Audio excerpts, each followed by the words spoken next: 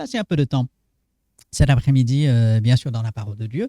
Avant de faire cela, on va prier, demander la bénédiction de Dieu sur ces moments. Oui, Seigneur, nous te remercions que tu nous donnes ta parole et que tu nous permets de l'étudier, de l'approfondir. Tu nous permets de réfléchir sur toi-même, sur ce que tu nous as révélé. Et nous implorons ta sagesse cet après-midi, Seigneur. Dirige-nous dans toutes nos discussions. Aide-nous, Seigneur. Fais-nous avancer avec toi comme tu le veux. Nous nous en remettons à toi. Et c'est en ton nom que nous prions. Amen.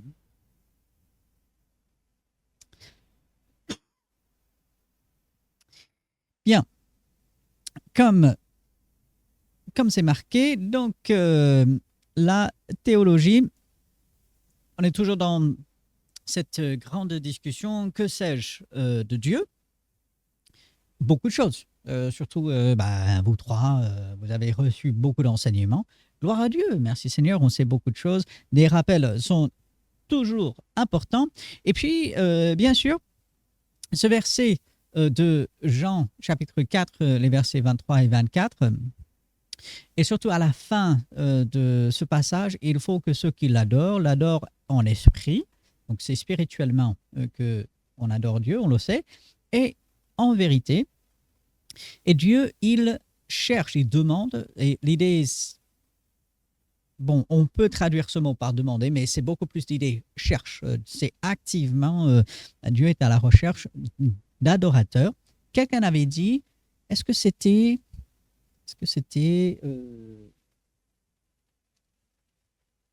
John MacArthur ou John Piper? J'oublie maintenant qui l'a dit. Et c'est pas totalement faux. La mission existe, enfin les missions existent parce que l'adoration n'existe pas. Et on comprend un peu l'idée. Plus on évangélise et on appelle les gens à Dieu par le salut en Jésus-Christ, eh bien, ils deviennent des adorateurs de Dieu. Et donc, plus il y a de gens sauvés, plus il y a d'adorateurs. Et du coup,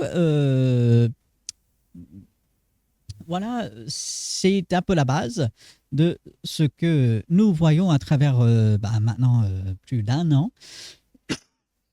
Et pour mieux adorer Dieu, je dois mieux le connaître. Je ne vais pas reprendre toutes les différentes choses que nous avons vues jusqu'à présent. On est surtout concentré sur le Saint-Esprit depuis pas mal de temps. On passera à autre chose, je vous l'assure. Donc, mais le Saint-Esprit, comme c'est peut-être la personne de la Trinité dont on parle le moins. C'est peut-être parce que c'est la personne de la Trinité qui est la plus, je vais le dire, mystérieuse. Il est esprit, Dieu le Père, on se fait une idée de comment il est. Jésus-Christ, forcément, parce qu'il a pris la forme humaine. Mais le Saint-Esprit, alors là, ça devient assez complexe. Et on a parlé de pas mal du Saint-Esprit, le Saint-Esprit comme sceau, on a parlé du baptême du Saint-Esprit, on a parlé du blasphème contre le Saint-Esprit, on a abordé ces choses et encore d'autres. Et on parle des dons du Saint-Esprit depuis un certain temps. Et on avait vu les 7 passages principaux que je vais mettre dans un instant. Et donc aussi les 2 grandes catégories de dons. Quelles sont ces 2 grandes catégories, si vous vous souvenez? Globalement, on peut mettre les dons du Saint-Esprit. Oui. Voilà. Donc, on a des dons temporaires et on a des dons permanents. Presque personne ne va discuter sur cela. Parce que dans 1 Corinthiens 13, il est question de certaines choses qui vont demeurer, d'autres choses qui vont arrêter. Donc, maintenant, la grande question, c'est quel don on met dans quelle catégorie. C'est là où la discussion va avoir lieu. Ce n'est pas trop notre but aujourd'hui, ni à travers ce cours. Mais minimum, il y a ces 2 grandes catégories, temporaires et permanentes. Alors, les différents passages, vous les voyez. Donc, dans 1 Corinthiens notamment, et puis dans Romains, dans Éphésiens. Il est intéressant, Éphésiens chapitre 4, quels sont les dons qui sont donc mentionnés en Éphésiens chapitre 4, entre autres? Eh bien, les responsables, ici c'est le passage, Dieu a donné à l'Église des apôtres, des prophètes, des pasteurs docteurs, pour le perfectionnement des saints. Donc, votre pasteur est un don de Dieu à l'Église. Donc, voilà. Et du coup, voilà, on a vu tout cela. Et on a vu donc les deux grandes catégories avec globalement les dons répartis dans ces différentes catégories. On avait donné un ensemble de versets bibliques et si vous n'avez pas la liste des versets qui vont avec chacun de ces dons, eh bien, n'hésitez pas, je peux vous sortir une feuille là-dessus. Alors, il est intéressant, voilà, il est intéressant lorsque on regarde cette liste. Donc, on a dans les dons temporaires, on va dire, c'est des choses immatérielles. Et ce que je veux dire par cela, des apôtres, bon, c'était des personnes, ça on le voit dans Éphésiens 4, verset 11, justement. Mais ensuite, le discernement d'esprit ou des esprits, c'est immatériel. Ça, la guérison, c'était quelque chose bon qui se faisait concrètement, mais voilà, des miracles, prophétie, là c'est immatériel. On parle, on explique des choses concernant Dieu, les langues, interprétation des langues, paroles de connaissance, paroles de sagesse. Par contre, lorsqu'on bascule dans la catégorie permanent, ben regardez, évangéliste, là c'est quelque chose de vraiment très concret. Exhortation, là aussi c'est quelque chose de très concret. La foi, bon, la confiance en Dieu pour des choses bien spécifiques dans lesquelles Dieu nous dirige. Ce n'est pas de l'imprudence, ce n'est pas de voilà, mais c'est Seigneur, je te fais confiance. La libéralité, là aussi, bah, c'est très concret de pouvoir donner, parfois au-delà de ce qu'on ferait normalement, mais lorsque c'est dirigé par Dieu, voilà. Secourir ou le service, donc c'est quelque chose de très concret. Diriger, administrer, compassion, prophétie, mais cette fois-ci en termes de prédication. Et il faut bien distinguer ça de la prophétie qu'on voit dans les dons temporaires. Pasteur, docteur, discernement spirituel, c'est quelque chose que nous pouvons toujours avoir aujourd'hui. Et puis l'enseignement. Alors, pourquoi est-ce que c'est important de revenir là-dessus? Parce que aujourd'hui, on va avoir énormément sur Internet, dans certains milieux, des choses comme quoi, bah, trouvez votre don spirituel, trouvez vos dons spirituels, répondez à ces 10, à ces 20 questions, et puis bah, on vous dira, avec aussi un petit don matériel, il ne faut pas l'oublier. Donc, mais voilà, vous répondez à ces questions, parlez-nous de vous, et puis on vous dira, non, non, non, non, non, non. Dieu nous montre certains des dons spirituels. Ce ne sont pas les seuls. La Bible n'est pas, je suis convaincu, exhaustive là-dessus. Mais déjà, si on se tient à ces choses, donc c'est déjà beaucoup. Donc voilà, on a pas mal parlé de cela. Et c'est important pour pouvoir, dans notre monde où il y a beaucoup de choses qui se disent et des choses dans l'erreur, de dire, ah non, voici ce que dit la Bible. Et puis, avant d'aller voir un autre passage, je veux rappeler à notre mémoire 1 Corinthiens chapitre 15. 1 Corinthiens chapitre 15, Paul vient de passer 3 chapitres sur les dons spirituels, le parler en langue notamment. Et il dit, Corinthiens, vous avez un problème parce que vous accordez trop d'importance à ces dons spectaculaires. Les langues sont réelles, elles ont un but, Dieu les donne, ok, formidable. Mais en fait, vous êtes tombés dans l'orgueil et tout. Il leur parle de la prophétie, la prédication de la parole. Et il arrive au chapitre 15. Et qu'est-ce que Paul dit? Il dit, je vous ai livré, je vous ai donné de première importance. Quoi? Non pas les langues, non pas des dons. En fait, il dit, je vous ai parlé et je vous parle encore de Jésus-Christ qui est venu. Il est mort, il est ressuscité selon ce qui avait été prophétisé. Il est extraordinaire pour moi que Paul, qui possédait beaucoup de dons spirituels, il dit, moi je peux parler en langue.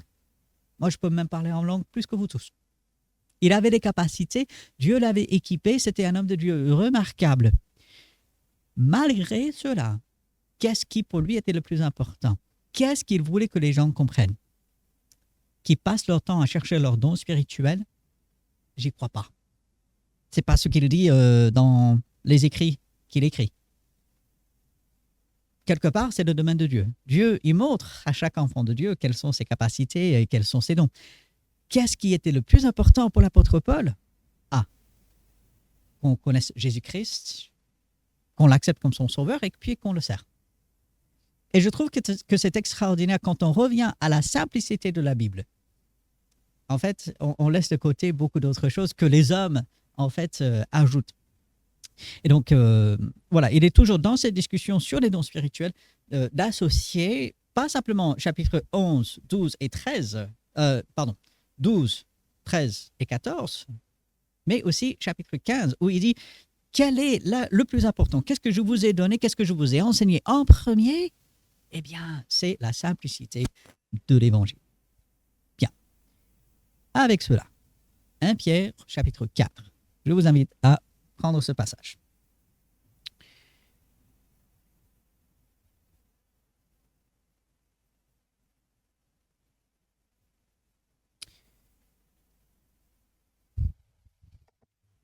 « 1 Pierre, chapitre 4.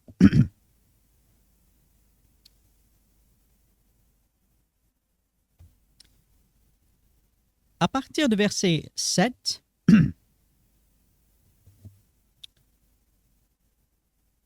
c'est comme si Pierre écrivait à notre époque. La fin de toute chose est proche. Apparemment, il ne veut pas dire la fin de cette étude.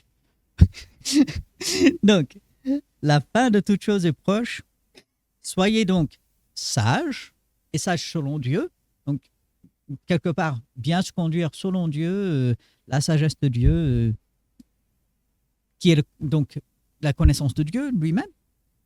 Sobre, bien réfléchi, avec des pensées claires, pas dispersé à droite et à gauche. Pourquoi? Dans le but, l'idée principale, vaquer à la prière.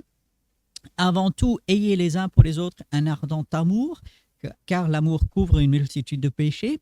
Alors déjà, sur ces deux versets, énormément de choses à dire, c'est formidable. Mais c'est dans ce contexte-là que Pierre va dire exercer l'hospitalité les uns envers les autres, sans murmure. Comme de bons dispensateurs, ceux qui donnent, ceux qui gèrent, donc des dispensateurs, des gérants, on peut penser, donc les gérants des multiples et variées grâces de Dieu, que chacun de vous mette au service des autres le don qu'il a reçu. On en a déjà parlé, mais je veux insister là-dessus. Dieu a équipé chaque enfant de Dieu avec au moins un don spirituel. Assez souvent, c'est plusieurs, mais au moins un. Si vous rencontrez quelqu'un, même vous-même, et vous entendez « Ah, je n'ai pas de don spirituel », eh bien, vous pouvez ramener cet enfant de Dieu à ce passage en disant « La Bible dit que le Saint-Esprit donne des dons à chacun. » Paul, il avait déjà parlé de cela aux Corinthiens. Dieu dispense et il donne ses dons comme il le veut. Ça, c'est son domaine. Et il le fait. Donc, comme de bons gérants, des gestionnaires des diverses grâces de Dieu, donc multifacettes, c'est vraiment très varié, eh bien qu'on mette au service des autres. Donc le but, Pierre le savait, Paul le savait, Pierre lui-même qui a guéri Lorsqu'on lit le livre des Actes, au début, eh bien, Pierre, non seulement il prêche à la Pentecôte et des milliers de gens se convertissent, gloire à Dieu, mais par la suite, c'était à tel point où on prenait des morceaux de tissu qui avaient touché Pierre pour ensuite aller les poser sur les gens pour les guérir. Et ça se passait. C'est mieux qu'un film, c'est mieux, parce que c'est la réalité. Les films, bon, des histoires inventées et tout, mais là, les gens étaient guéris littéralement après que Pierre ait touché un tissu et qu'on ait rapporté ça sur le malade. C'est extraordinaire. Mais même Pierre dit, quel que soit le don, que ce soit un don spectaculaire, là, on va dire plutôt physique, que ce soit n'importe quel don, c'est dans le but de se mettre au service des uns des autres. C'est dans l'amour pour le frère, la sœur, c'est pour l'assemblée. Paul, il va dire la même chose aux Corinthiens. Donc, de mettre au service des uns des autres. Et au verset 11, il va parler brièvement de quelques-uns de ces dons. Là aussi, Pierre n'est pas exhaustif, il ne donne pas tout, mais il en parle un peu. Si quelqu'un parle, et c'est marrant qu'il commence avec ça, ça veut dire que tout le monde ne doit pas parler. Et surtout pas en même temps. Je vous ai raconté une fois, j'étais dans une église, on était plusieurs centaines, peut-être... j'ai du mal à estimer ce genre de choses, mais je pense on était facile 200, si ce n'était pas plus. Et à plusieurs reprises, pendant le culte, tout le monde priait en même temps. En plus, le culte se passait en roumain.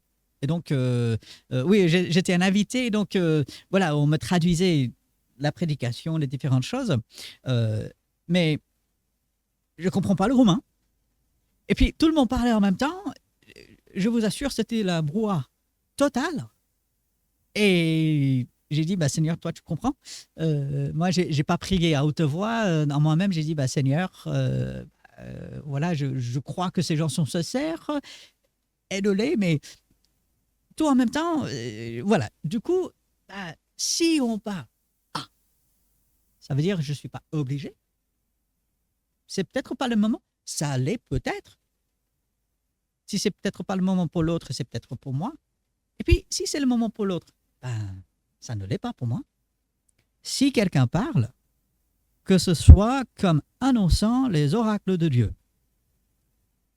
Pierre est dans un contexte d'église. Il n'est pas en train de dire peu importe où qu'on soit et tout.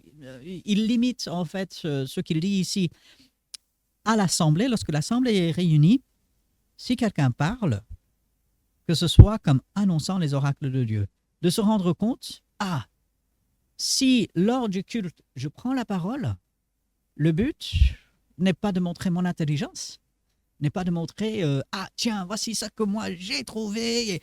Non, c'est, Seigneur, voici ce que tu m'as montré. C'est vraiment la parole de Dieu.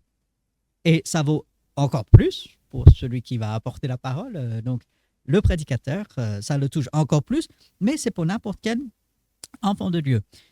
Si quelqu'un remplit un ministère, quel que soit le ministère, et les ministères sont variés, différents des uns des autres, mais quel que soit le ministère, qu'il le remplisse selon la force que Dieu communique.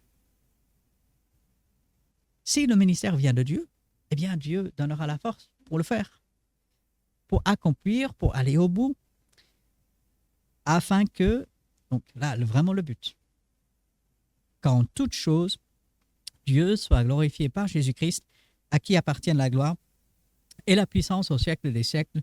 Amen. Alors, il est intéressant, Pierre, il va écrire ses épîtres d'après tout ce qu'on peut savoir, après la plupart des épîtres de Paul.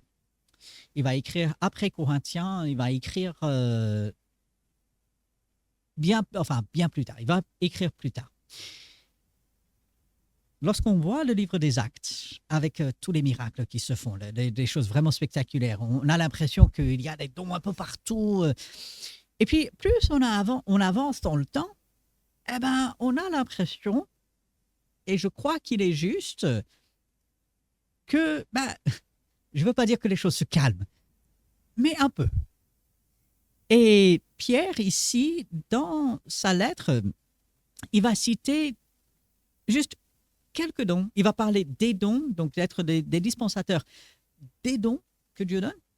Mais en fait, on a l'impression, arrivé à l'époque où Pierre il écrit cette lettre, que les dons spirituels n'étaient pas aussi en avant que tout au début. Pourquoi?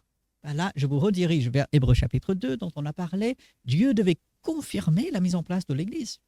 Cette Église merveilleuse qui était en préparation et que Dieu avait voulu depuis tout temps, et maintenant qui apparaît, et maintenant pour confirmer que c'était l'œuvre de Dieu, eh ben, Dieu marque de son sceau tout ce qui se passait. Et plus on avançait dans le temps, eh bien, cela devenait moins nécessaire. Dieu, toujours le Dieu tout-puissant, et celui qui peut faire toutes choses, il peut faire apparaître n'importe quel don à n'importe quel moment. Mais c'était devenu moins nécessaire, donc au fur et à mesure que le temps se passait à travers le premier siècle. Et puis, n'oublions jamais, Pierre, il écrit cette lettre à qui et dans quel but? On l'a au chapitre 1er. À qui est-ce que Pierre écrit? Oui, et dispersé pour quelle raison précise? Oui, absolument. Il écrit à des personnes qui étaient un peu en fuite, qui étaient un peu dispersées partout à cause de la persécution. Des gens qui, quelque part, allaient mal. Peut-être que certains d'entre eux devaient se cacher. Ils ne pouvaient pas vivre leur vie d'assemblée comme ils faisaient dans le passé. Et donc, il est un peu normal que dans ces conditions-là, les dons du Saint-Esprit qu'on voyait avant ne se manifestent pas autant. Ils étaient là, hein, mais ne se manifestent pas autant. Et donc, voilà, nous voyons que Pierre, dans tout ce qu'il dit, il ne va pas mettre les dons spirituels en avant. Il ne va pas dire bah, c'est la plus grande chose. C'est la prière, c'est l'amour fraternel les uns envers les autres, mais lui-même qui avait expérimenté ces capacités vraiment extraordinaires, surnaturelles, pour lui, c'était finalement secondaire. Nécessaire, venant de Dieu, gloire à Dieu, à ne jamais mépriser, mais ce n'était pas à rechercher à tout prix, comme malheureusement on peut le voir dans certains milieux aujourd'hui. Donc, voilà quelques pensées sur ces versets. Je t'ai vu chercher un passage.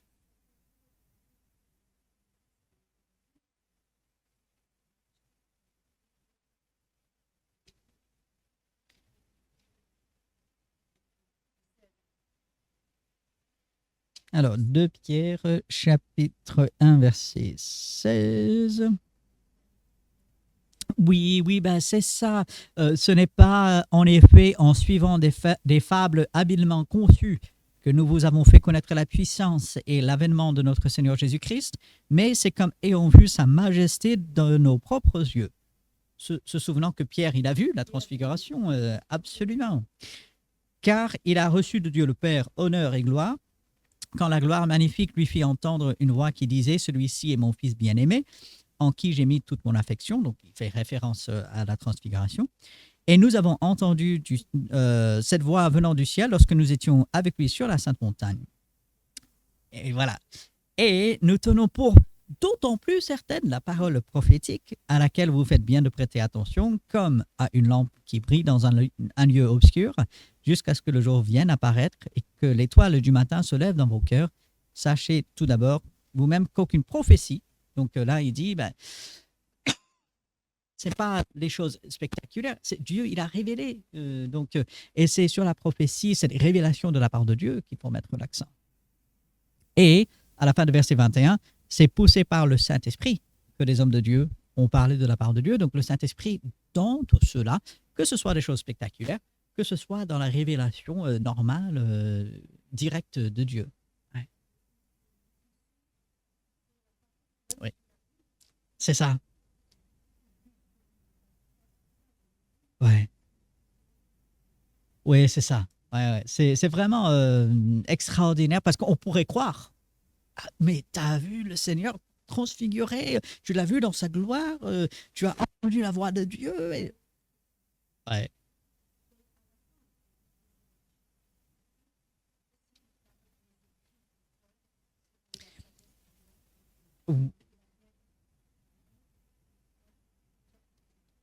Absolument. Oui. Ok, oui. Croyez que la patience de notre Seigneur est votre salut, comme notre bien-aimé frère, Paul, vous l'a aussi écrit selon la sagesse qui lui a été donnée. Donc, c'est ce qu'il fait dans toutes les lettres, où il parle de ces choses dans lesquelles il y a des points difficiles à comprendre, dont les personnes ignorantes et mal affermies tordent le sens comme celui des autres écritures pour leur propre ruine. Donc, oui, déjà, il y avait des choses difficiles, il comprenait, il saisissait pas tout. Et oui, malheureusement, déjà, il y avait des personnes qui, oui, qui tordaient, c'est vraiment le mot, pour leur propre ruine. Et malheureusement, ils entraînent d'autres. Et la Bible confirme qu'il y a un jugement plus sévère sur ces personnes, parce que non seulement ils s'égarent eux-mêmes, mais ils égarent d'autres. Oui, ouais, tenez-vous sur vos gardes, de peur d'être entraînés par l'égarement des impies. Donc, mais croissez dans la grâce et dans la connaissance. Donc, là aussi, connaissance, donc bien connaître de notre Seigneur et Sauveur Jésus-Christ. À lui soit la gloire maintenant et pour l'éternité. Amen.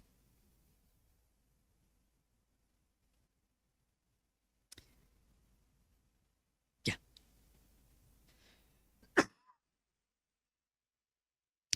OK. D'autres remarques, pensées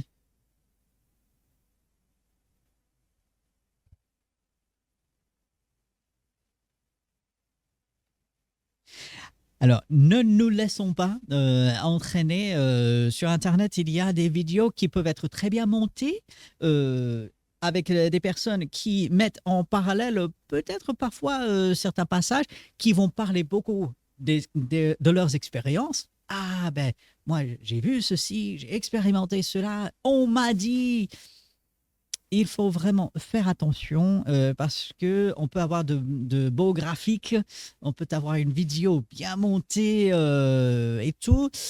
Eh bien, si ça ne correspond pas à la Bible, eh bien, il ne faut pas suivre cela. Il faut faire attention. Il faut être bien affermi, bien sûr, dans ce que la Bible dit. Il me semble, on en a parlé la dernière fois, c'était soit la dernière fois ou la fois avant. Je n'ai pas regardé les vidéos pour vérifier. Mais ce que moi je trouve extraordinaire, c'est le Saint-Esprit étant partout dans la Bible. Et c'est une des choses, en insistant tellement sur les dons temporaires et les dons permanents, et en voyant que à l'époque du livre des Actes, il y a beaucoup de choses qui se sont faites, des choses spectaculaires, il y avait un peu de mouvement partout, et que petit à petit, ça semble, alors je dis bien ça semble s'estomper un peu, on peut tomber dans le travers de dire, ah, le premier siècle, c'est, allez, 50, soixantaine d'années, on va limiter à ça, et que après, le Saint-Esprit, bon, il passe un peu en arrière-plan. Bien sûr, on va admettre qu'il est présent, c'est sûr. On ne peut pas nier ça parce que la Bible nous le montre. Mais il est vraiment, voilà, en arrière-plan, il fait pas grand-chose et tout ça. Alors que nous savons que ce n'est pas vrai. Mais la tentation, c'est voilà, de voir cela. C'est pourquoi je veux rappeler que la Bible commence avec le Saint-Esprit. Au commencement, Dieu, et là, Elohim, Dieu, ce que nous appelons Dieu le Père, a créé les cieux et la terre. Et l'Esprit de Dieu, le souffle de Dieu, se mouvait sur les eaux. Dès le deuxième verset de la Bible, Saint-Esprit est là. Et à travers presque chaque livre, on voit le Saint-Esprit à l'œuvre. Et puis, comme il est aussi l'auteur, comme on vient de lire, c'est par le Saint-Esprit que les saints hommes ont été poussés à écrire, que Dieu a insufflé. Donc, cette parole, le Saint-Esprit à travers le tout. Et puis, jusqu'au livre d'Apocalypse, où on voit les 7 lampes devant le trône de Dieu, qui sont l'Esprit de Dieu. Et puis quand on arrive au chapitre 22, que les églises entendent ce que l'esprit... je ne veux pas mal citer le verset, mais on parle de ce que l'Église dit aux églises. Alors, Apocalypse, chapitre 22.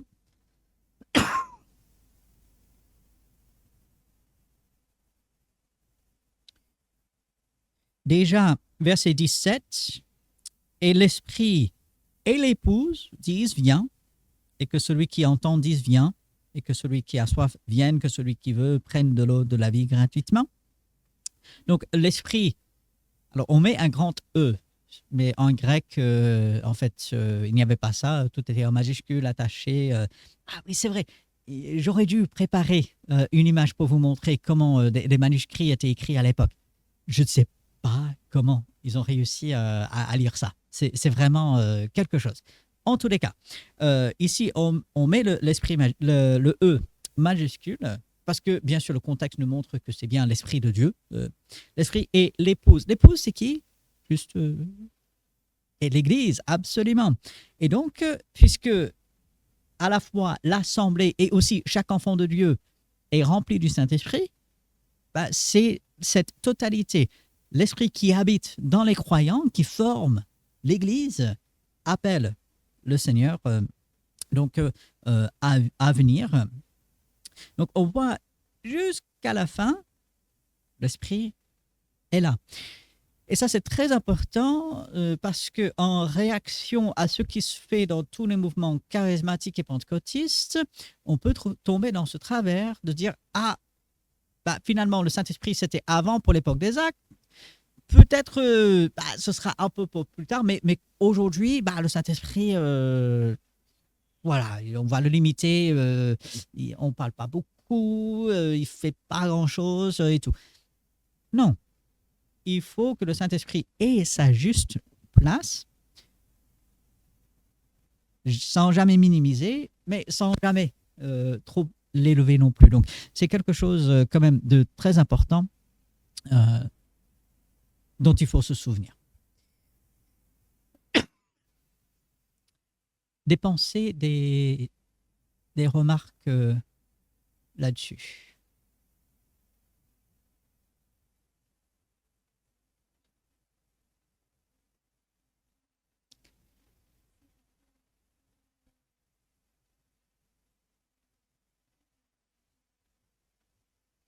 Oui, oui. Oui, oui, oui. Et c'est très juste, comme il est Dieu, on ne peut jamais trop l'élever. Euh, Peut-être on peut mieux formuler cela en disant lui accorder une place qu'il ne mérite pas. Non, non plus. Non, non, non, non. Dès que je l'ai dit, non.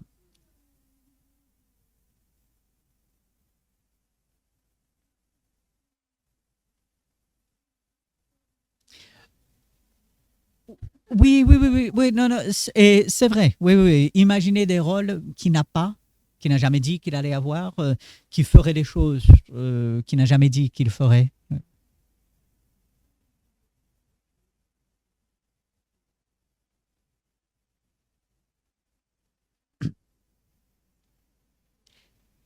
Et oui,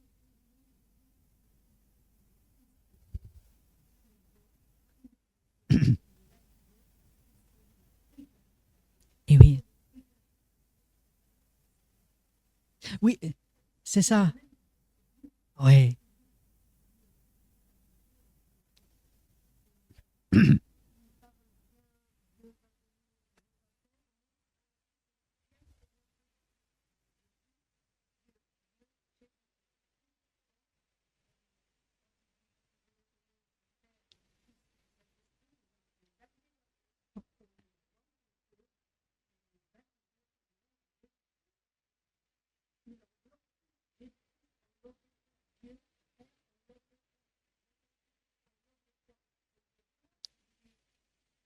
c'est ça. Oui, ouais, absolument. Oui, oui, oui. Et,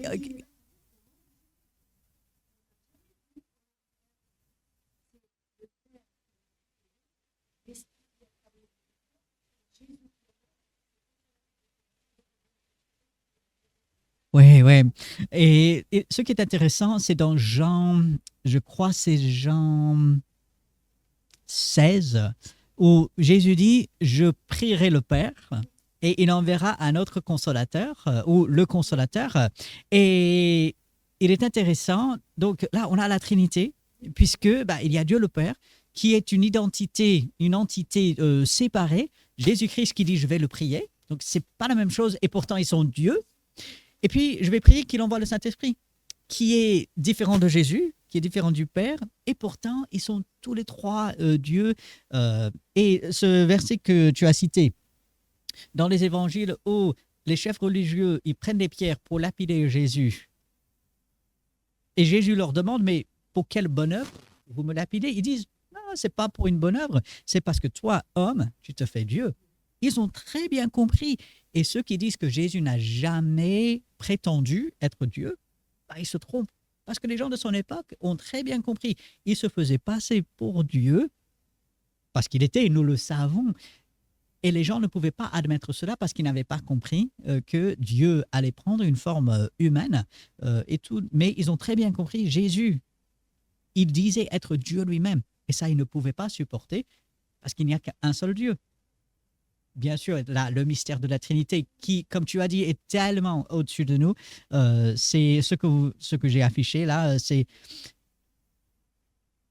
Je dirais même pas c'est la meilleure façon, mais c'est une façon de représenter cela pour nous aider dans notre limitation de comprendre. Les trois sont Dieu, ils sont distincts, ils sont séparés, mais ils sont Dieu, trois en un, Trinité, voilà. Oui, absolument, on le voit dès le départ. Donc, Dieu qui va créer, le Saint-Esprit qui est là, Jésus par la suite qui va affirmer, donc ensuite Jean chapitre 1, toutes choses ont été faites par elle, la parole. Paul il va le confirmer dans Colossiens chapitre 3. Donc oui, on voit l'unité, la merveille de la parole de Dieu, du début à la fin, c'est vraiment quelque chose de formidable. Bien. Encore des remarques, des pensées?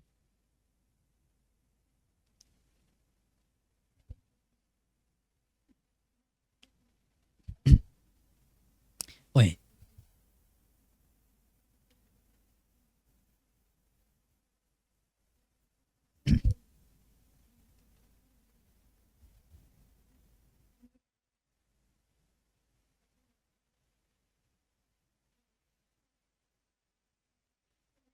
Ouais, il y a quelque chose. Ouais,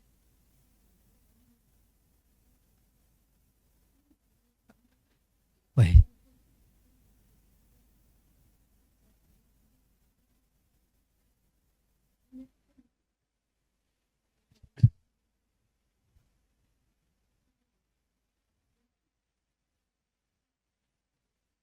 ouais, ouais. Oui, oui. Et ça, c'est le travail du Saint-Esprit. Oui, dans Romains. Ouais, ouais, l'expression qu'on voit, les soupirs inexprimables. Et qu'est-ce que j'aime bien ce verset précisément? Parce que Paul le dit, parfois on ne sait pas quoi prier. On ne sait même pas. Oui, oui, oui, oui, oui, oui, oui, c'est ça. Euh, Est-ce que c'est Romains 10? Non, c'est ça? Ok. Donc le Saint-Esprit intercède pour nous par des soupirs inexprimables. Et on retrouve cette idée un peu dans le livre d'Apocalypse encore, puisque à un moment donné, on...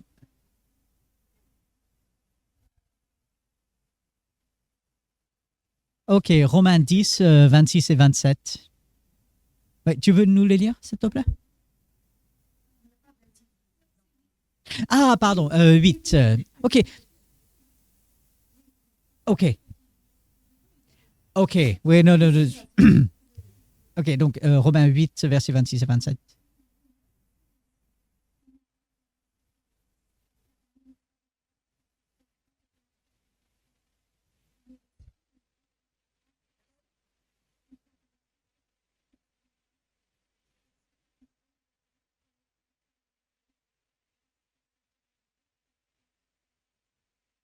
Voilà. Ouais, c'est vraiment merveilleux quand nous, c'est ça, quand on sait même pas comment prier, quoi prier, on n'a pas les mots. Bah, le Saint-Esprit qui est en communion parfaite avec le Père, eh bien, il le fait pour nous. Et on retrouve un peu cette idée dans l'Apocalypse où on voit les prières des saints sont représentées par une fumée qui monte à Dieu comme une bonne odeur devant Dieu. Ça arrive, parfois on ne sait pas comment, mais ça arrive devant Dieu et il s'en souvient. Et c'est vraiment quelque chose de merveilleux. Donc, et tout ça par l'Esprit, c'est merveilleux. Amen. Bien. Je vous propose de faire une pause pendant quelques minutes et ensuite on va revenir et on va aller un peu dans l'Ancien Testament. Je veux montrer quelque chose et nous rappeler quelque chose qui est assez intriguant et donc on fera ça quand on reviendra de notre pause. Bien, on va recommencer. Nombre chapitre 22.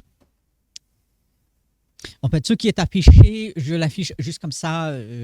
C'est juste les livres de la Bible répartis d'une certaine façon. Un de ces jours, on va faire cette étude sur l'ordre des livres dans la Bible.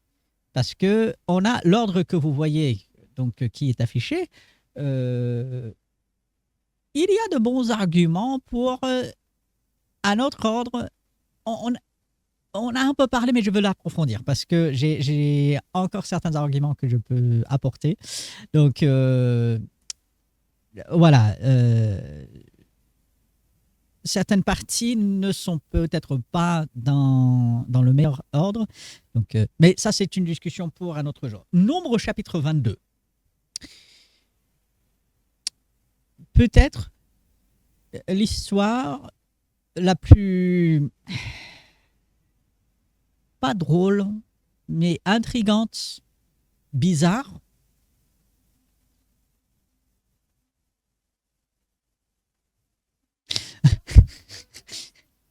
Oui, oui, oui, j'ai jeté l'or dans le feu et puis ouais.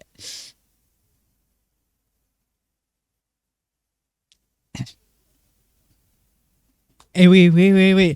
Comment est-ce qu'il a pu penser que cette explication tiendrait la route quand même lorsque il y a l'histoire de la veau d'or, du veau d'or et il dit j'ai jeté l'or dans le feu et puis le veau il est sorti tout seul.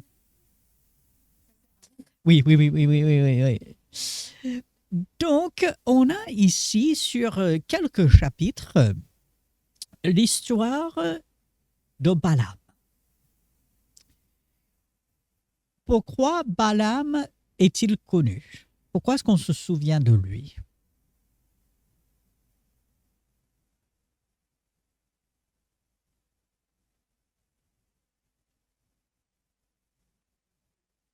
Ok, en quoi est-ce que... Oui, non, non, non, non, non, non, non. Alors, en quoi est-ce qu'il a désobéi à Dieu?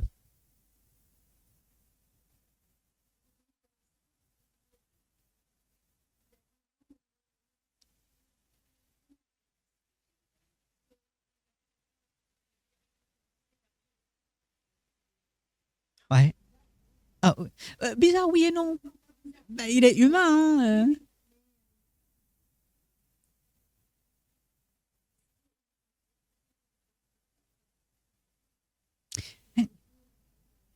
Alors, difficile à savoir. Ah oui, ah oui, oui, oui, oui. C'est un personnage tellement intrigant, presque mystérieux. Il apparaît un peu de nulle part. Il n'est pas du peuple d'Israël.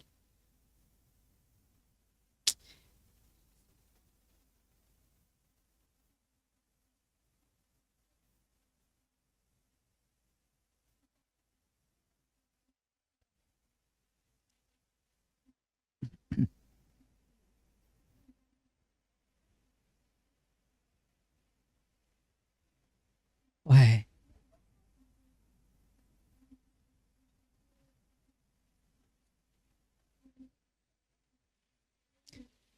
absolument. Oui,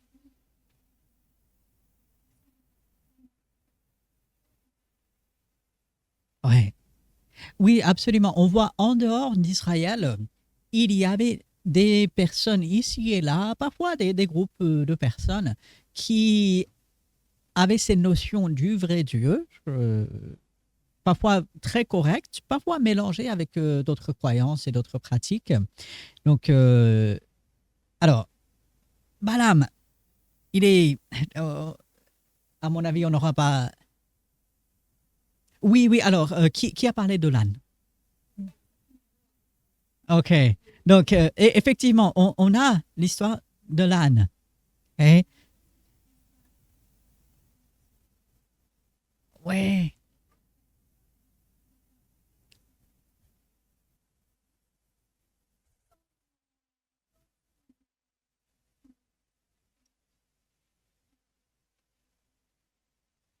n'est-ce pas? Alors,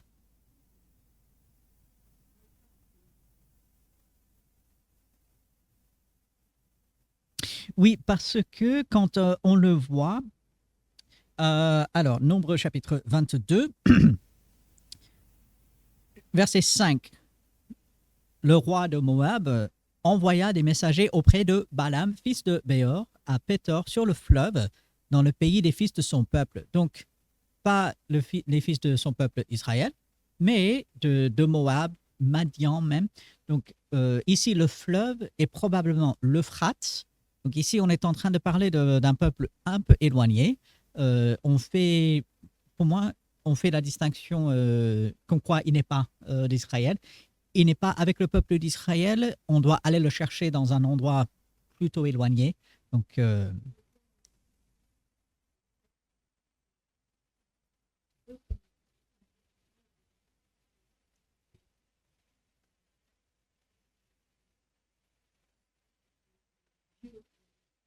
ouais. Oui, c'est ça. Ouais.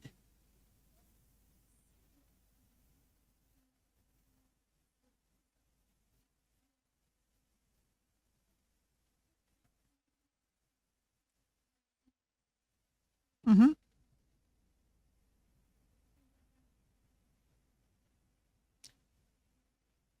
Absolument.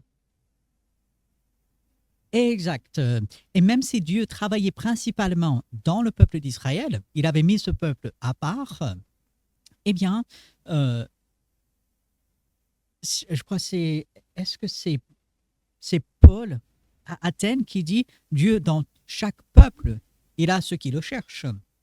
Donc voilà, on voit depuis tout le temps, à Dieu, il avait des personnes un peu partout, bien sûr, qui n'étaient pas du peuple d'Israël. C'est ça, exact, exact. Absolument. Oui, c'est ça. Et oui, absolument. Alors, une des premières choses qu'on va remarquer, c'est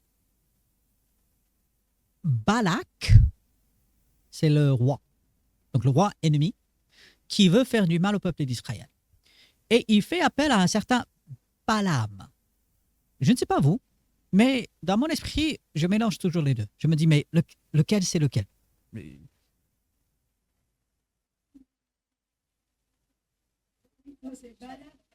N'est-ce pas? Mais qu'est-ce que ça nous montre? Ça nous donne déjà, pour moi je trouve, un petit indice concernant Balaam.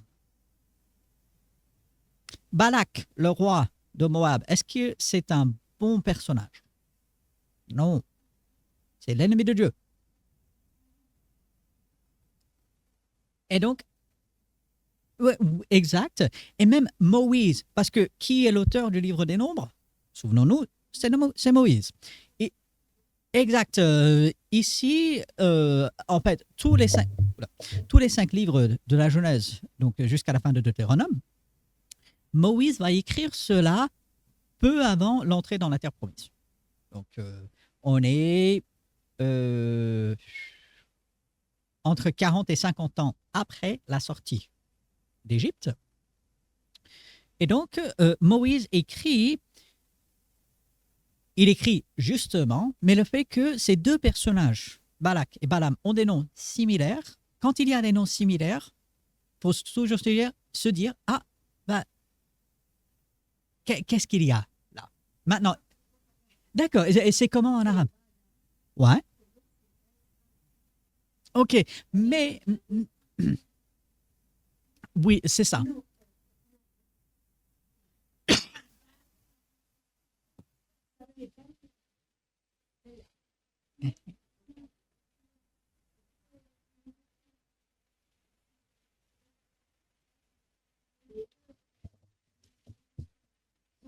Ouais, ouais. Alors, ce serait intéressant. Je n'ai pas regardé quelle est la racine en hébreu, mais je ne veux pas passer beaucoup de temps là-dessus. Mais il est intéressant de voir, c'est quelque chose qu'on reverra avec les rois d'Israël et Juda par la suite, parfois des noms similaires, parfois le même nom. À un moment donné, Josaphat, et puis quoi, Joas aussi, bah, le même nom du roi au nord et au sud. Ben, ça montre le rapprochement entre les deux. Enfin, on peut beaucoup parler de cela. Donc, tout d'abord, on voit Balaam, puisque son nom est assez similaire à Balak, on dit ah, il y a quelque chose peut-être là. Oui, possible. Je ne veux pas pousser trop loin.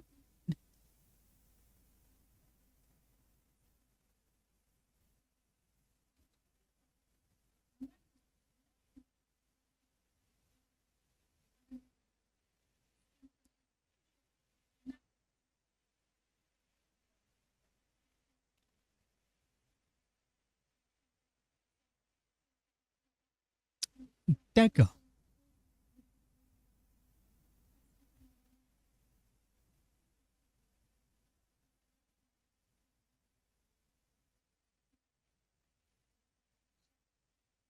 d'accord. Tiens,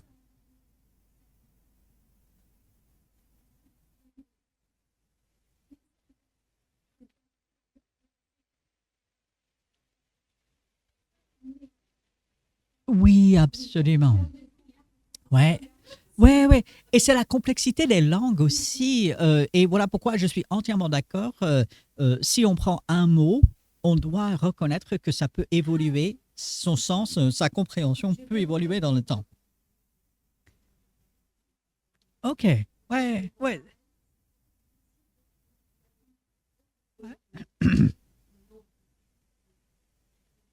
Ouais, ouais. D'autant plus que par la suite, on va parler des balles. Donc, on va parler, parce que, en fait, c'était un mot qui est devenu dans le langage pour englober, en fait, toutes les grandes divinités et tout.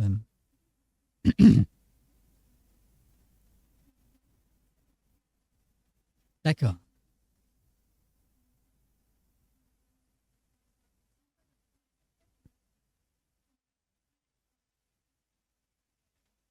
d'accord.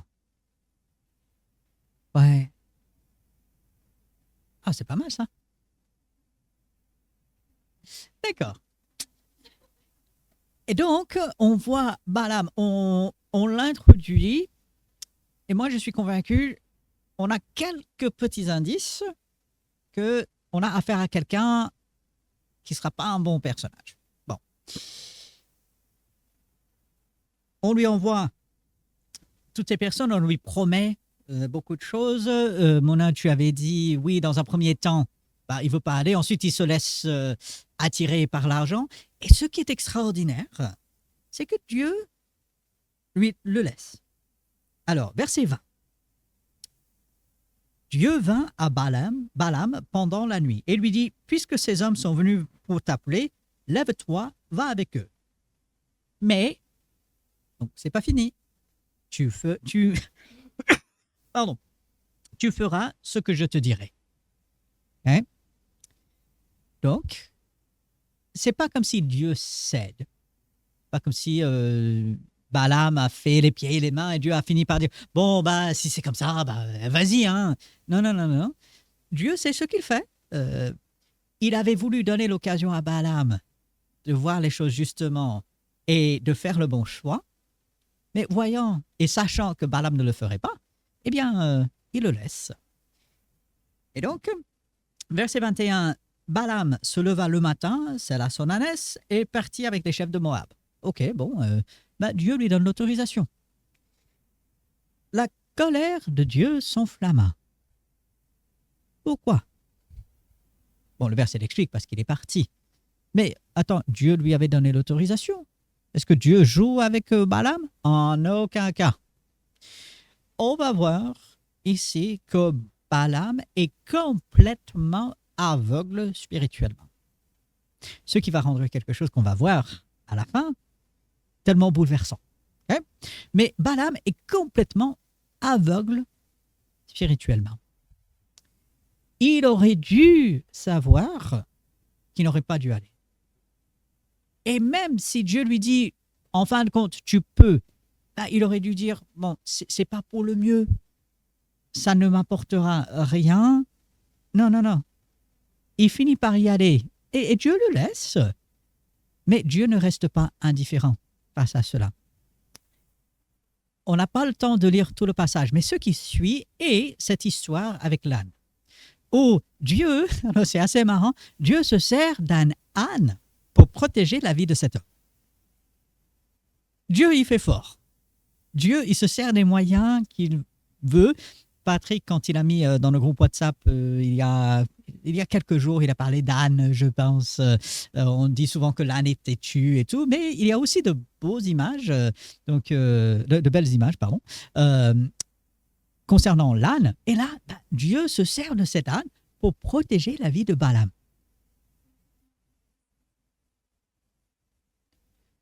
Oui, une ânesse, oui.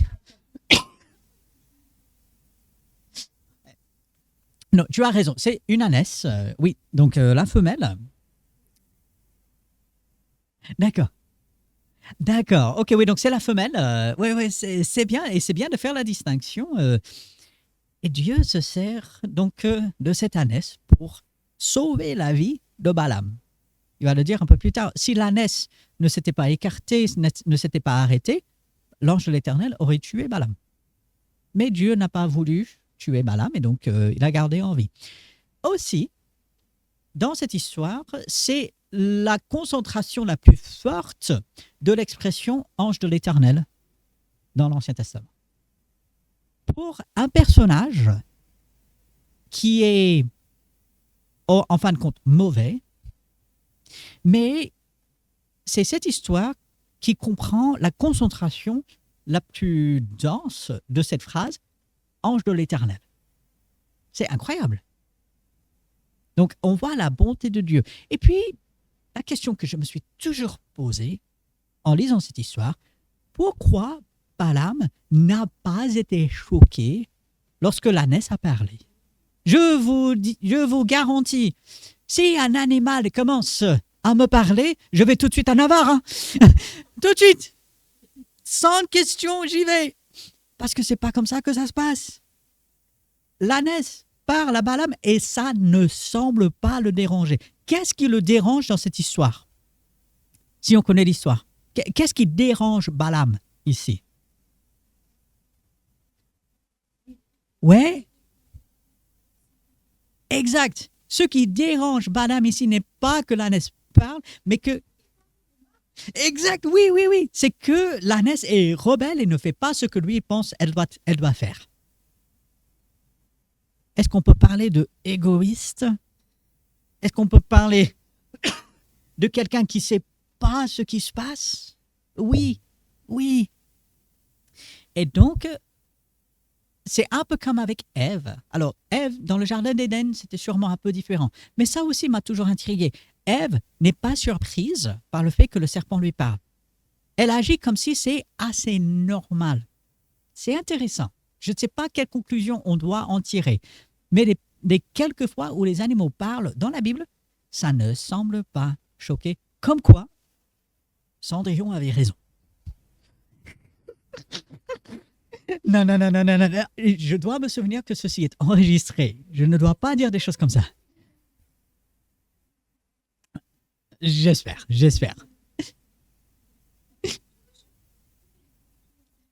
Ça, c'est vrai. Oui.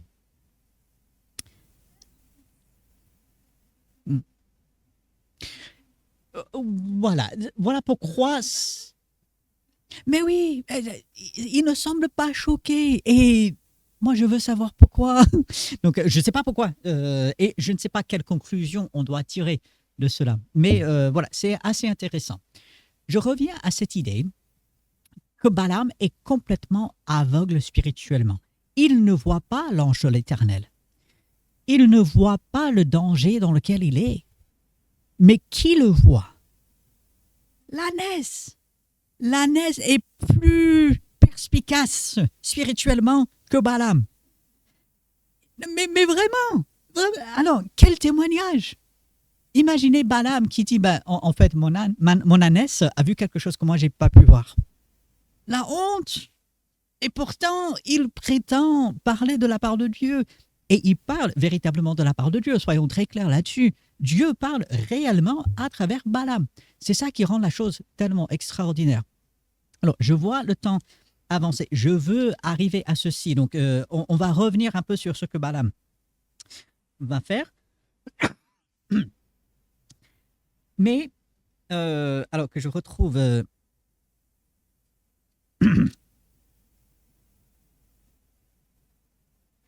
alors, chapitre 24, si on va un peu plus loin.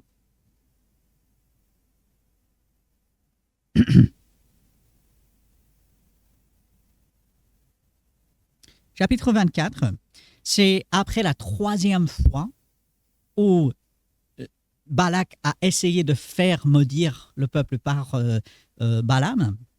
Cette troisième fois, Balaam ne s'est même pas éloigné et il a prophétisé direct. Alors, avec tout ce qu'on vient de dire, l'aveuglement spirituel de Balaam, le fait que son ânesse avait une meilleure vision spirituelle que lui, regardez, verset 3. Balaam prononça son oracle et dit, parole de Balaam, fils de Béor, parole de l'homme qui a l'œil ouvert. Ah bon? Quand même? Mais comment est-ce possible d'être dans un aveuglement si profond et si épais, d'être dans l'orgueil si fort, centré sur sa propre personne, et puis de dire j'ai quand même une bonne vision. C'est quand même extraordinaire. Et donc, on comprend à ce moment-là que Dieu est capable d'utiliser des personnes malgré leurs fautes, malgré leur entêtement, malgré leur péché, malgré tout. Ici, l'œil de Balaam est ouvert. Pourquoi? Parce que Dieu le fait. Balaam n'y est pour rien, mais strictement pour rien. Au contraire, c'est comme si Balaam travaille contre.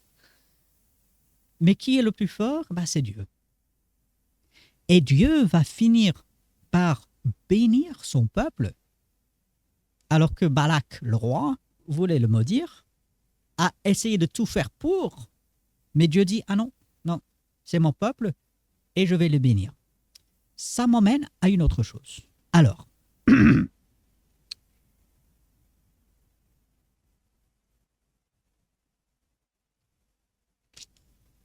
je retrouve le verset.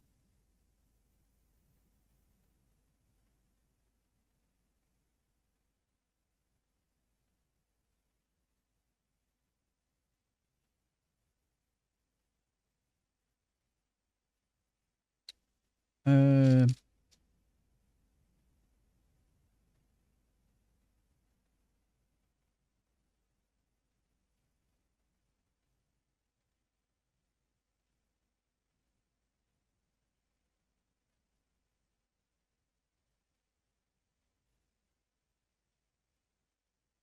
je cherche, ça doit être la deuxième fois.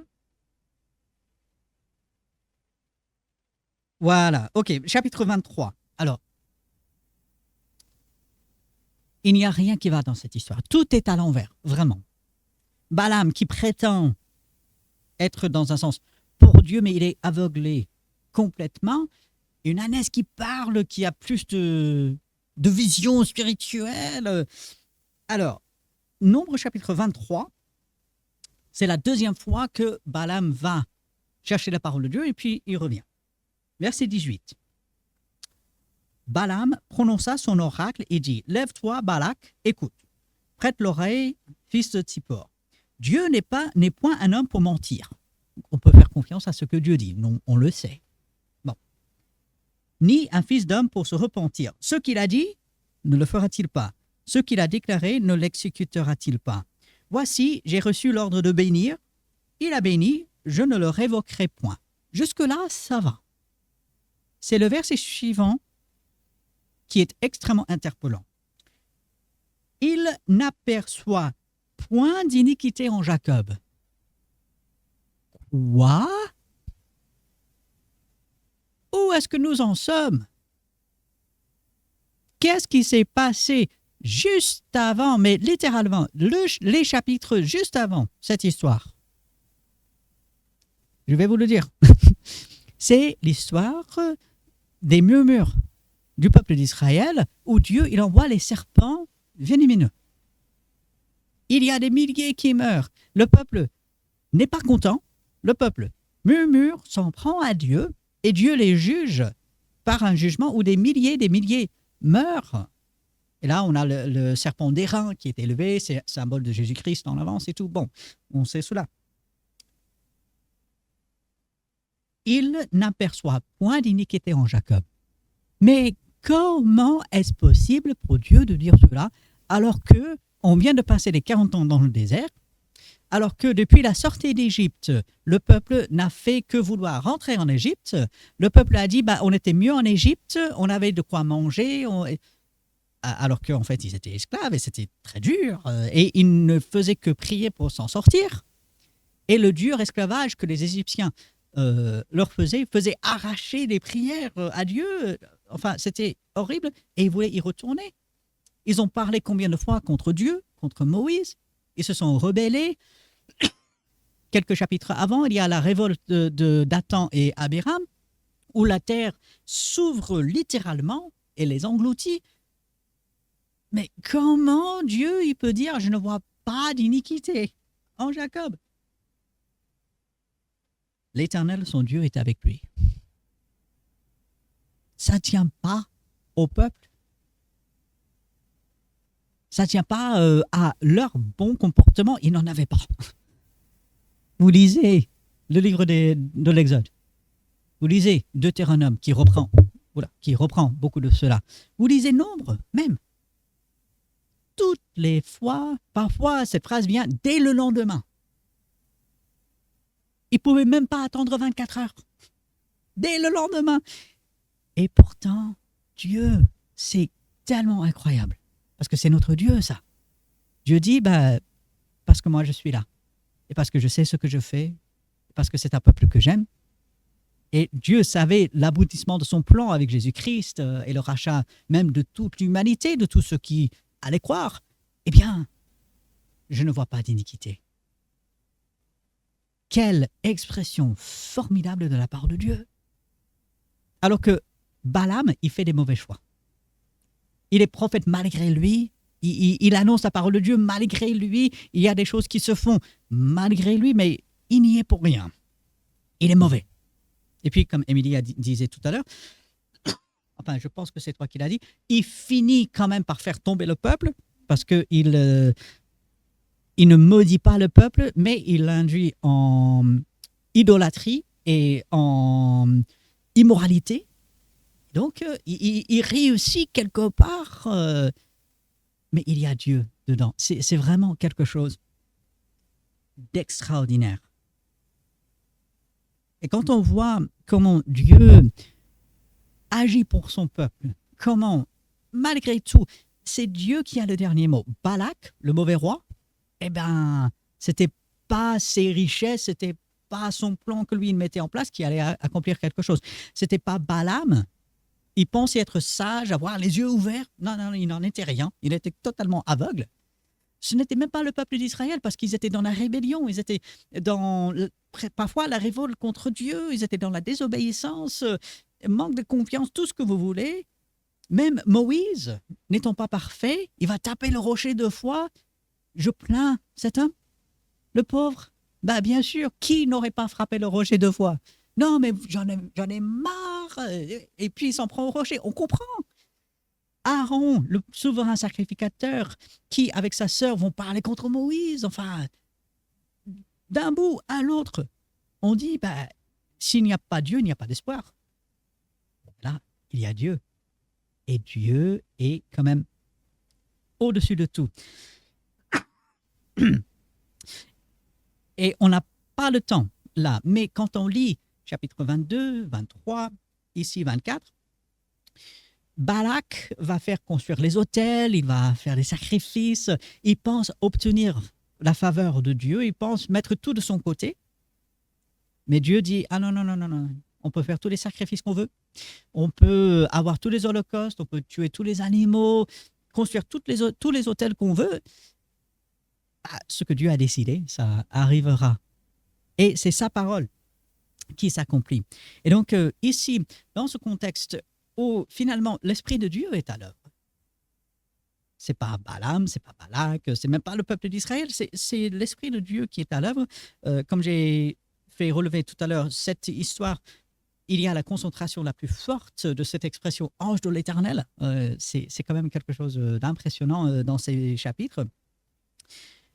Et tout ça, en fait, dans l'Ancien Testament déjà, l'Esprit de Dieu qui est à l'œuvre. Et c'est quelque chose qu'on reprendra, Dieu voulant, la prochaine fois. Alors, on a encore quelques minutes, puisqu'on est quand même globalement dans cette discussion sur le Saint-Esprit. Alors, je vous encourage à relire ces chapitres dans Nombre 22, 23 et 24 pour voir tous les détails de cette histoire assez étrange, si on peut dire, de Balaam. Mais là où on va voir l'Esprit de Dieu dans l'Ancien Testament travailler le plus, quel livre nous parle? Je n'ai pas fait les calculs, mais globalement, quel livre nous parle plus de l'action du Saint-Esprit, le Saint-Esprit qui aide des personnes? Si on devait repasser un peu les histoires de l'Ancien Testament, oui. Enfin, celui auquel je pense.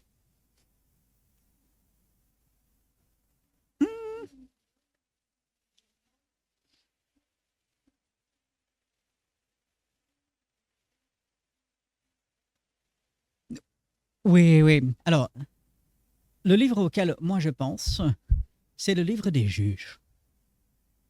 Ouais. Parce que les juges, à chaque fois, sont remplis du Saint-Esprit. Ils agissent comment? Eh bien, par le Saint-Esprit. Et il y a un personnage en particulier, enfin, il y a deux, mais un en particulier. Alors, on peut parler de Gédéon, encore un personnage tellement difficile à comprendre, parce qu'il fait confiance à Dieu quand même, mais il demande des signes, et Dieu les lui accorde. C'est ça qui est formidable. Donc, et ensuite, il finit mal, parce que lui aussi, il finit dans l'idolâtrie. Un autre personnage vraiment difficile à comprendre, à cerner, mais qui est quand même rempli du Saint-Esprit. Dans le livre des juges.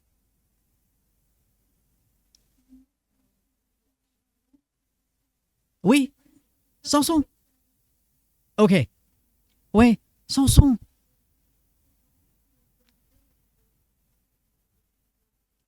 Oui, oui, oui. Alors, ouais, en fait, la mère de Samson, elle travaille au champ. Non pas au magasin, hein, mais... Donc,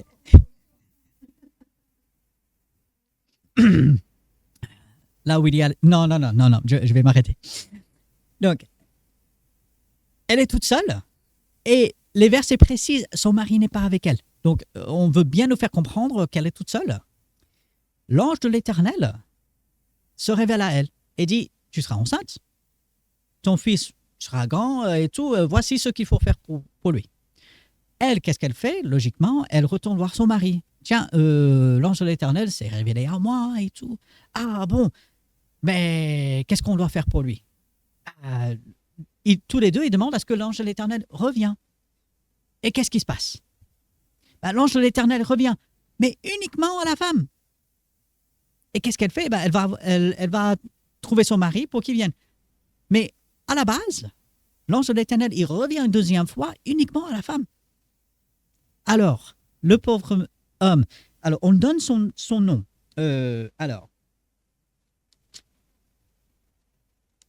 Oui, c'est dans Juge.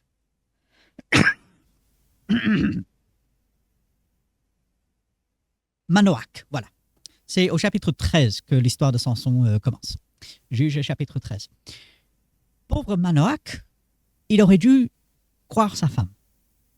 Il aurait dû l'écouter. Parce que, donc, la deuxième fois, l'ange apparaît. La femme, elle va trouver son mari. Donc, tous les deux viennent, voient l'ange. Manoach, il dit, mais qu'est-ce qu'on doit faire pour l'enfant qui va naître? Et la réponse, si je peux résumer la réponse de l'ange, c'est ce que j'ai déjà dit. Je l'ai déjà dit. Ce que j'ai dit à la femme, il faut le faire.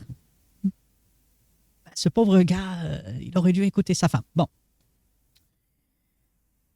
Et puis Manoach, il dit, mais une fois que l'ange part, on va mourir parce qu'on a vu Dieu. Mais voilà, on va mourir. Et elle le tranquillise, mais non, si on devait mourir, Dieu ne se serait pas révélé à nous comme ça. Et tout. Samson naît, il commence à grandir, et l'esprit de l'Éternel commence à l'agiter, commence à agir en lui.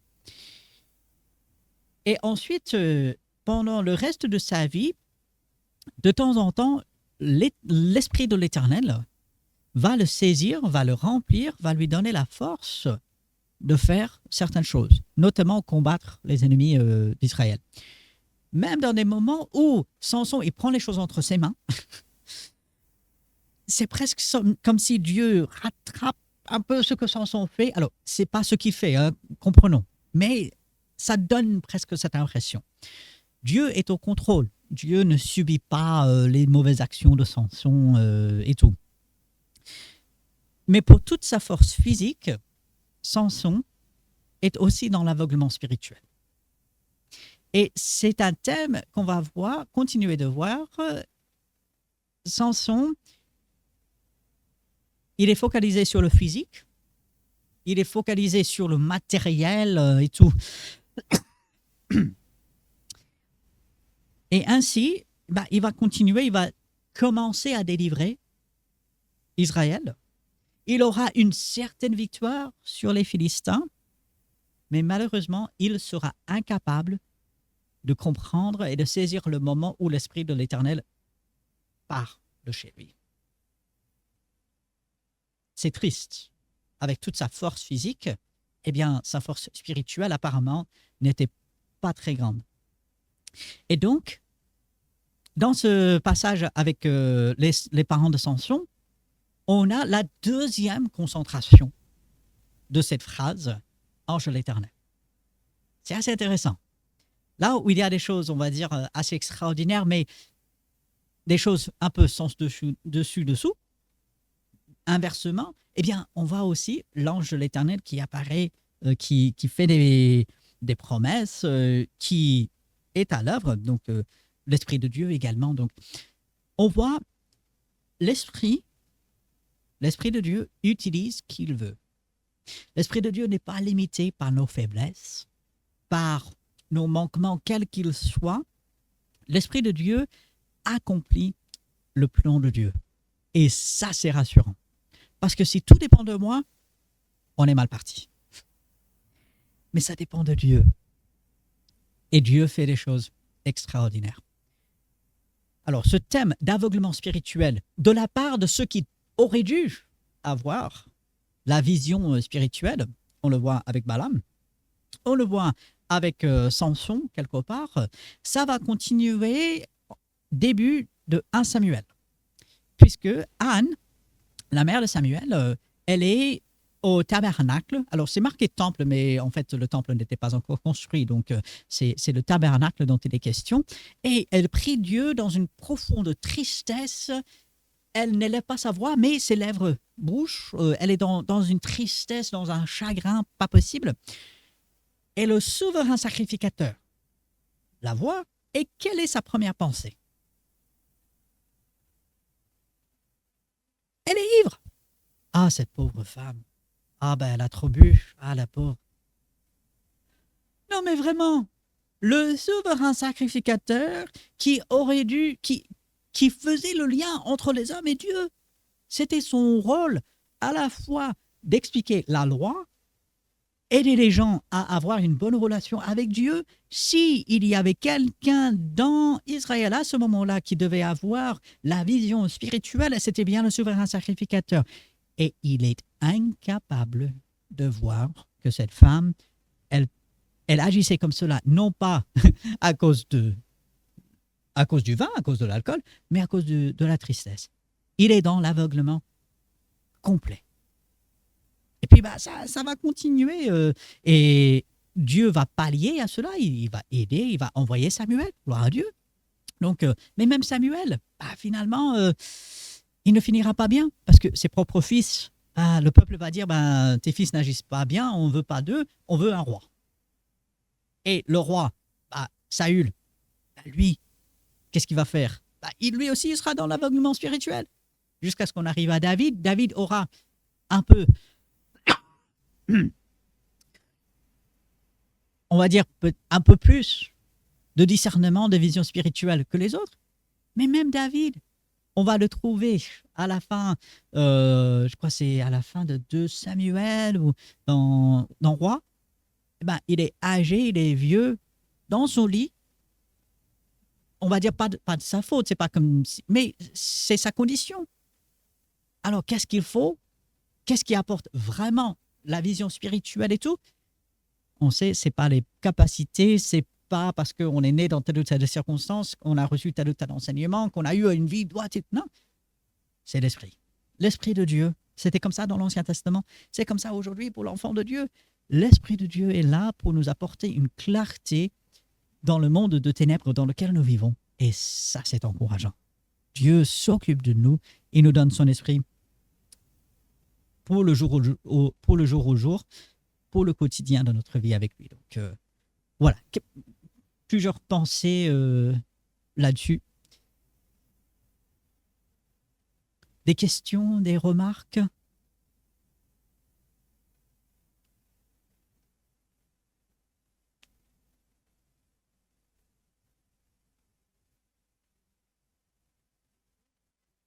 Ouais,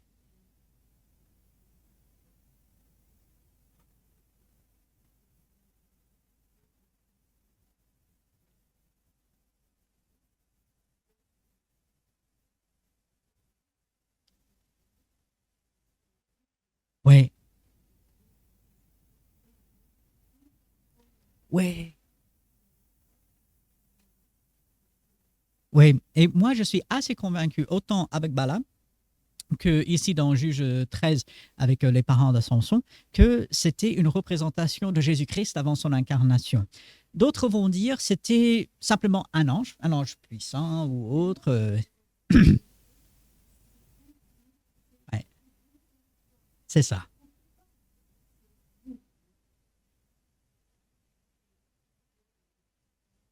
Ah oui, ah oui,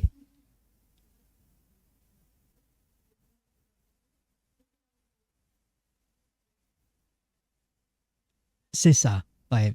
Et on voit combien Dieu, il est grand, il dépasse. Notre vision de Dieu est souvent trop limitée, mais il est tellement grand. Et puis, il s'approche de nous individuellement et il est un Dieu personnel aussi. Au-delà donc de l'univers, il y a Dieu, quoi. Après l'univers, bah, il y a encore Dieu. Et pourtant, il s'approche de nous. C'est tellement formidable. C'est notre Dieu, quoi.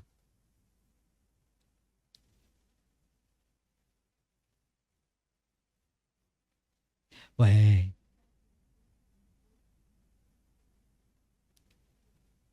tout à fait.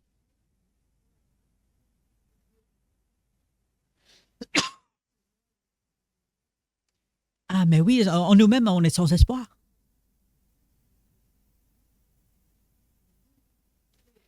Oui,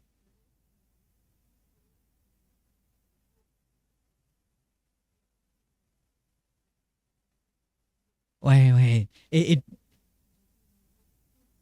c'est ça. Et Dieu, il a clairement dit à Moïse et aussi à Aaron, parce que Aaron était là-dedans aussi, euh, vous avez... ah, oui, oui, oui, vous m'avez enlevé ma gloire. Oui, oui. Et donc, on voit, bon, on compatit, comme j'ai dit, Moïse, j'aurais fait bien avant, avec tout ce qu'il a vécu, avec tout ce que le peuple lui a fait subir, le pauvre. Mais en même temps, puisque ça représentait quelque chose, effectivement, bah, Dieu a dit, voilà, tu n'en rentreras pas. Et puis, à un moment donné, parce que Moïse continue de lui demander, mais vraiment, je ne peux pas rentrer. Et Dieu lui, ne me parle plus de ça, monte sur la montagne, je te montre le pays, tu n'y rentreras pas, mais je te le montre. Allez, monte sur la montagne et après, tu seras recueilli auprès de tes pères. Exact. Mais est-ce que c'est la fin de l'histoire? Non. Est-ce que Moïse va... Est-ce qu'il a marché sur la terre promise? Oui. Et là, on fait un peu la boucle avec ce qu'on disait tout à l'heure sur le mont de transfiguration. Qui est là avec Jésus? Élie et Moïse. Oh, Dieu lui fait quand même cette grâce. Je fais le calcul vite fait. 1400, pratiquement 1400 ans après, de marcher sur la terre promise, sur le mont de transfiguration. Certains ont essayé de dire que c'est le même mont duquel il était parti. Tout. Non, non, en fait, donc, c'était bien en Israël qu'il y avait le mont de transfiguration. Et donc, Dieu lui fait cette grâce d'être là avec Jésus et de marcher, même si c'était très court, mais de poser ses pieds là sur cette terre promise. C'est vraiment extraordinaire, quoi. Ça, c'est notre Dieu. Amen. Et plus on le connaît, plus on l'adore et il reçoit toute la gloire. Il est 18h02. Et donc, oui, on est sur le point de terminer. On va terminer avec une dernière prière et puis je vous laisserai partir après ça. Oui, Seigneur, nous te louons, nous te remercions que tu es ce grand Dieu trinitaire. Tu n'es pas limité, tu es au-dessus de tout et tu nous révèles dans ta parole ces différentes choses et tu nous donnes de comprendre ce que nous pouvons, Seigneur. Et tu nous aides et tu nous diriges. Et merci pour ce temps que nous pouvons prendre dans ta parole. Dirige-nous toujours, fortifie-nous par cette parole puissante. Donne-nous toujours l'intelligence venant de toi pour comprendre, afin que nous puissions toujours mieux te glorifier, mieux t'exalter, mieux t'adorer. Merci encore pour toutes tes grâces, Seigneur. Fortifie-nous et accompagne-nous pour le reste de cette journée, pour ce week-end.